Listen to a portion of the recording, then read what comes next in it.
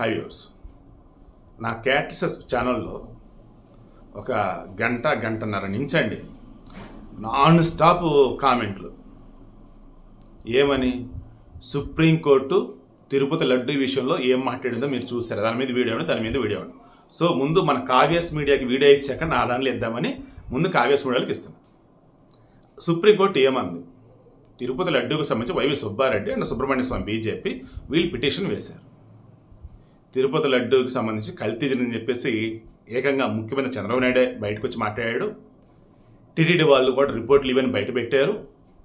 And ఇప్పుడు ఏకంగా special investigation team Sarvashresth త్రిపాఠితో డిఐజీ క్యాడర్ ఆఫీసర్తో ఒక కమిటీ కూడా వేశారు. స్పెషల్ ఇన్వెస్టిగేషన్ టీం అసలు ఏం జరుగుతోంది? సుప్రీంకోర్టు ఇన్వాల్వ్ అయ్యి నిజాలు తేల్చండి అన్నారు. ఇక టీటీడీ తరపున లాయర్ సిద్ధార్థ లూథ్రా అతను, ఇంకా అవతల ఈ సుబ్రహ్మణ్య స్వామి తరపున సుబ్బారెడ్డి తరపున ఇంకొక లాయరు, వీళ్ళు కోర్టుకు వాదన వినిపించారు. అక్కడ బెంచ్లో కూర్చుంది ఎవరు? మొన్న కవితకి బెయిల్ వచ్చిందే, సుప్రీంకోర్టులో బెయిల్ వచ్చింది కదా, అప్పుడు జడ్జిగా ఉన్నటువంటి బిఆర్ గవాయ్ ఆయన అండ్ జస్టిస్ విశ్వనాథ్.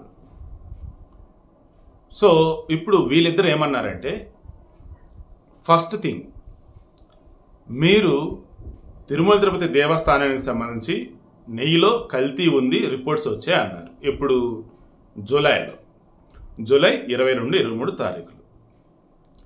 చంద్రబాబు నాయుడు ఈ విషయాన్ని ఓపెన్గా చెప్పింది ఎప్పుడు? మన సెప్టెంబర్ 18.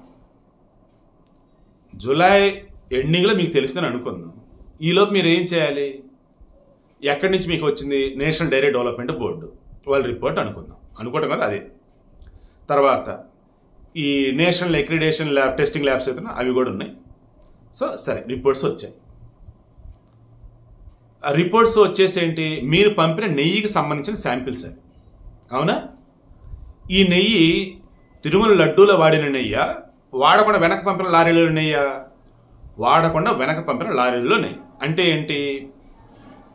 ఆల్రెడీ ఈ నెయ్యి ఏదో తేడాగా ఉంది అని మీరు వాడకుండా వెనక పంపారు. అవునా? దాని శాంపిల్ కదా ఇది. సరే, ఒక ల్యాబ్ శాంపిల్కి సంబంధించి రిపోర్ట్ ఇచ్చింది. మీరు సెకండ్ ఒపీనియన్కి వెళ్ళారా? మరణ వేరే ల్యాబ్లో చేపించరా?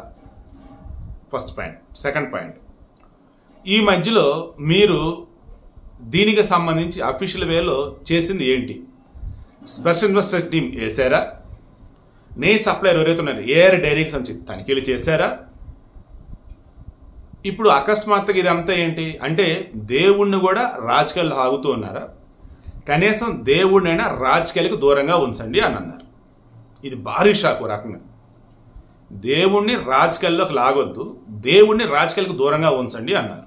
నెంబర్ 1. నెంబర్ 2, జూలై ఎండింగ్లో మీకు రిపోర్ట్ వచ్చినప్పుడు అఫీషియల్గా ప్రెస్ మీట్ పెట్టి అన్నీ చెప్పాలి కదా. అప్పుడు చెప్పకుండా ఈలోపు ఒక కమిటీ వేసి తప్పు జరిగిందా లేదా, ఎక్కడ జరిగింది ఏంటి మొత్తం బయటికి తెలియదు, ఇవన్నీ చేయకుండా సెప్టెంబర్ 18 ఆ రకంగా రాష్ట్ర ముఖ్యమంత్రి మాట్లాడటం ఏంటి అని అన్నప్పుడు, ఆల్రెడీ జూలైలో వచ్చినప్పుడే టీటీడీ వాళ్ళు చెప్పున్నారు, ప్రెస్ మీట్ కూడా పెట్టారు, చెప్పారంటే ఓకే. బట్ ముఖ్యమంత్రి ఇప్పుడు ఎందుకు మాట్లాడారు? ఏంటి అసలు ఇదంతా? ఇది రాజకీయం కాదా అన్నారు. No answer.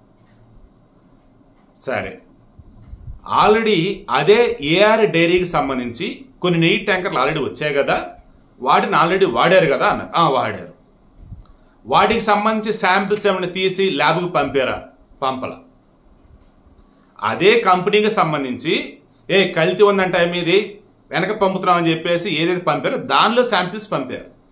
ఆల్రెడీ గతంలో వాడినటువంటి నెయ్యి ఏదైతే ఉందో దానిని వీళ్ళు వాడాల. జూన్ 12, జూన్ 20, జూన్ 25, జూలై 6 వీళ్ళకి సంబంధించిన వచ్చినవి అన్నీ.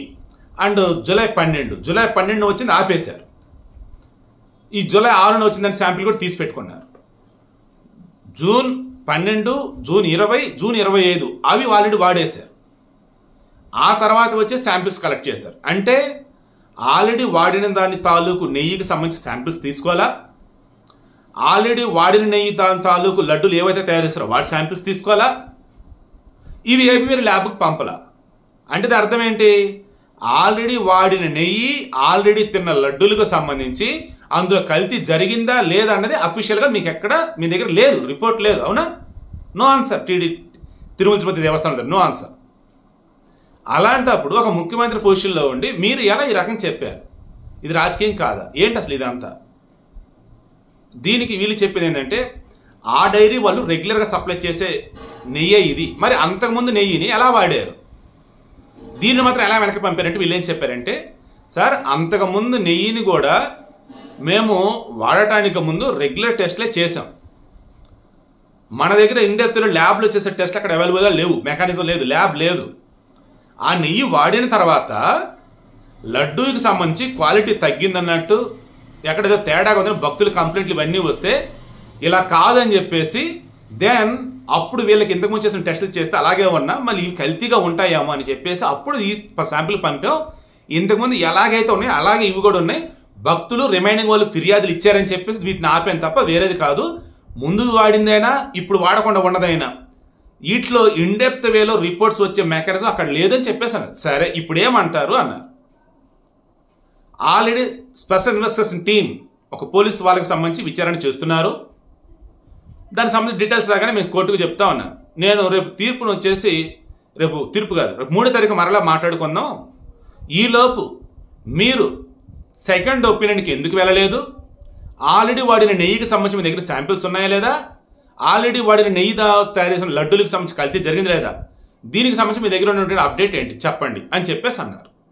ఇక సోలిసిటర్ జనరల్ సెంట్రల్ గవర్నమెంట్కి సంబంధించి ఉంటారు, అడ్వకేట్ లాగే మెయిన్ అన్నట్టు.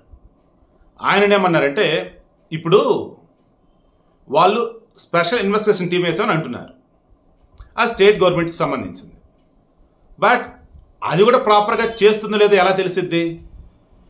మీ ఒపీనియన్ చెప్పండి. ఎందుకంటే సిబిఐకి ఇవ్వాలని చెప్పేసి అడుగుతున్నారు పిటిషన్లు పెట్టుకున్న వాళ్ళు. సిబిఐకి ఇవ్వాలా లేదన్నప్పుడు స్పెషల్ ఇన్వెస్టిగేషన్ టీంతో కేంద్రం కలిసి పనిచేసిద్దా, లేదు వాళ్ళ మీద మీకు నమ్మకం ఉందా, అది కూడా మాకు క్లారిటీ అని చెప్పేసి కేంద్రాన్ని అడిగారు. సో కేంద్రానికి సంబంధించి రేపు అక్టోబర్ 3వ తారీఖున సిబిఐకి ఇవ్వండి అని అంటే సిబిఐకి ఇవ్వాల్సిందే. లేదు స్పెషల్ ఇన్వెస్టిగేషన్ టీమే చేసిద్దిరా అన్నప్పుడు దాన్ని సుప్రీంకోర్టు ఓకే అని అనుకోవాలి.